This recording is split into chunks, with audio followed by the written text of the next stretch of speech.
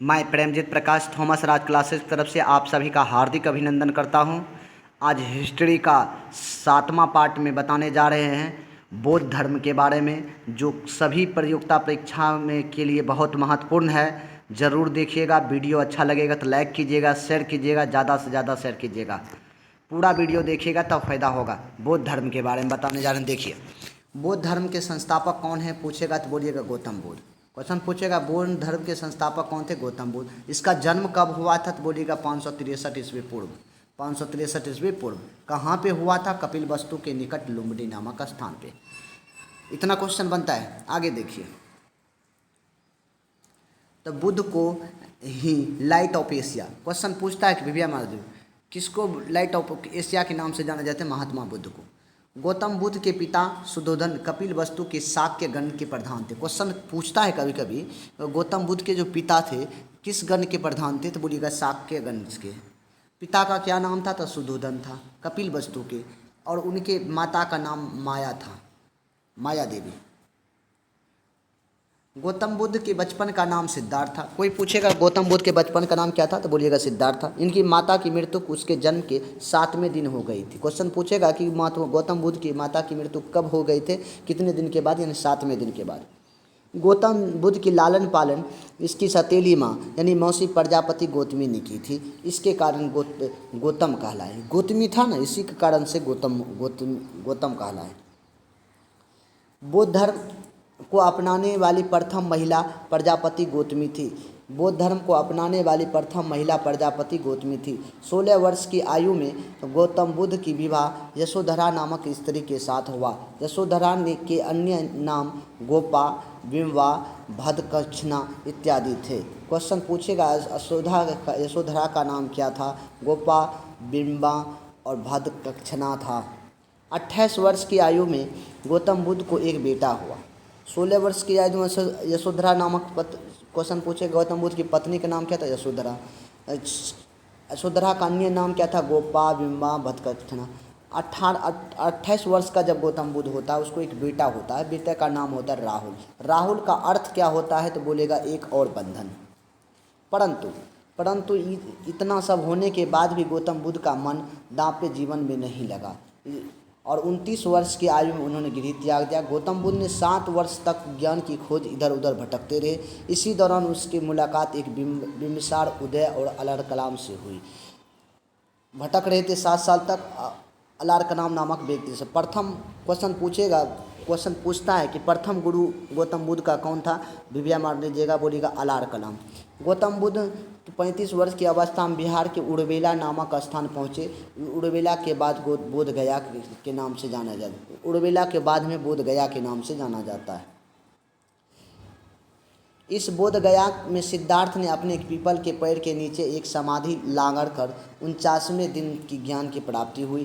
ज्ञान प्राप्ति के बाद सिद्धार्थ बुद्ध कहलाए। क्वेश्चन पूछेगा सिद्धार्थ कब बुद्ध कहलाए? ज्ञान की जब प्राप्ति होता है तब, क्योंकि बुद्ध का अर्थ होता है ज्ञान की प्राप्ति। बुद्ध का अर्थ क्या होता है? ज्ञान की प्राप्ति। पीपल के पेड़ को बोधि वृक्ष के नाम से जाना जाता है। क्वेश्चन पूछता है बोधि वृक्ष किसको कहते? पीपल के पेड़ को कहते हैं। ज्ञान की प्राप्ति के बाद बुद्ध वाराणसी के निकट सारनाथ में 5 ब्राह्मण शिष्यों को पहली बार उपदेश दिया था। क्वेश्चन पूछेगा कि गौतम बुद्ध ने पहली बार कब शिष्यों का ज्ञान दिया था? बोलिएगा पहली बार तो बोलिएगा 5 शिष्यों का उपदेश कहाँ पर दिया था? सारनाथ में। इसी चीज़ को बौद्ध ग्रंथों में धर्मचक्र प्रवर्तन कहते हैं। गौतम बुद्ध ने ज्ञान दिया था सारनाथ में, उसको क्या कहते हैं? धर्मचक्र प्रवर्तन कहते हैं। भगवान बुद्ध अनेक राज्यों गए और उपदेश दिए। बौद्ध धर्म के प्रमुख प्रचार केंद्र मगध था। इससे बिंबिसार और उदय जैसे मगध शासक बुद्ध के अनुयायी बन गए। क्वेश्चन पूछता है कि बुद्ध के अनुयायी कौन से शासक थे? बिंबिसार और उदय। गौतम बुद्ध सबसे ज़्यादा उपदेश श्रावस्ती में दिए थे। क्वेश्चन पूछेगा गौतम बुद्ध सबसे ज़्यादा किस में दिए थे? विजय मान दीजिएगा श्रावस्ती में। गौतम बुद्ध के प्रचार के लिए महात्मा बुद्ध ने बौद्ध संघ की स्थापना की। बौद्ध संघ के वह स्थान जिससे भिक्षुक अपना घर छोड़ के निवास करते थे, जीवन भर बौद्ध धर्म के प्रचार करते थे। बुद्ध के अनुयायी को 2 भागों में विभाजित कर दिया। बुद्ध ने अनुयायी को 2 भागों में, एक भिक्षुक बौद्ध धर्म के प्रचार के लिए जिन्होंने संन्यास ग्रहण किया उसे भिक्षुक कहा जाता है। बौद्ध धर्म के प्रचार पर भिक्षुक किसे कहते हैं? बौद्ध धर्म के प्रचार प्रसार के लिए उसे भिक्षुक भी मानते। उपासक गृहस्थ जीवन व्यतीत करते हुए बौद्ध धर्म को अपनाने वाले को उपासक कहते हैं। अगर आप कोई शादी विवाह कर लिया, गृहस्थ जीवन जिए हुए हैं लेकिन बौद्ध धर्म को अपना लिया है तो उसे उपासक कहते हैं। 483 ईस्वी पूर्व 483 ईस्वी पूर्व बुद्ध के 80 वर्ष की अवस्था में इसका निधन हो गया। इस निधन को महापरिनिर्वाण कहते हैं। क्वेश्चन पूछता है कि निधन कहाँ पे हुआ था? कुशीनगर में। कब हुआ था? 483 में। कितने वर्ष की आयु में? 80 वर्ष की आयु में। बुद्ध का जो निधन होता है उसको क्या कहते हैं? तो महापरिनिर्वाण कहते हैं। बुद्ध के निधन के पश्चात इसकी अस्थि अवशेषों में विभाजित कर दी।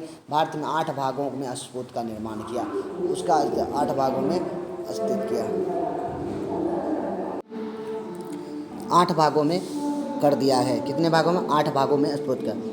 इसमें सबसे बड़ा स्फुट सांची का स्फुट है। सांची का समय समय पर बौद्ध धर्म को समझने के लिए बौद्ध सभाएं का आयोजित कीजिए।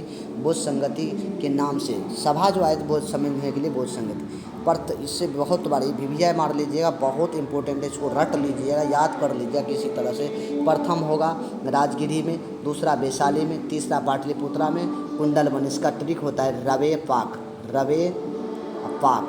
तो रॉ से हो गया प्रथम बौद्ध संगीत पूछेगा तो बोलिएगा राजगीर, दूसरा पूछेगा तो बोलिएगा वैशाली, तीसरा पूछेगा तो बोलिएगा पाटलिपुत्रा, चौथा पूछेगा तो बोलिएगा कुंडलवन। कैसे? कुंडलवन, रवे पाक।